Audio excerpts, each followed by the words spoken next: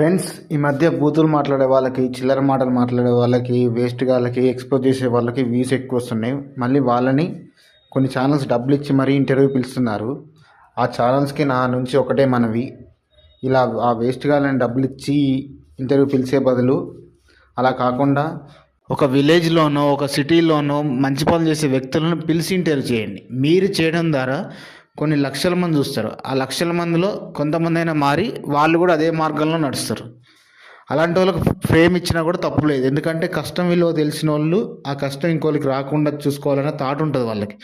ఎంతసేపు ఈ వేస్ట్ గలకి ఎట్లుంటుందంటే, బెట్టింగ్ ప్రమోట్ చేస్తే బాగుంటుందా, మనకెంత కమిషన్ వస్తుంది, లేకపోతే ఏదైనా ప్రోడక్ట్ అమ్మితే మనకెంత కమిషన్ వస్తుంది, ఇదే డబ్బుల గురించే తప్ప జనాల గురించి ఆలోచించరు. అదే మంచి మార్గంలో నడిచేటోళ్ళని హెల్ప్ చేస్తే వాళ్ళు ఏ పని చేయాలి వాళ్ళకు క్లారిటీ ఉంటుంది. వాళ్ళు ఫ్యూచర్లో సక్సెస్ అయినా కూడా ఒక నలుగురికి హెల్ప్ చేస్తారని హోప్తోని ఉండొచ్చు మనం.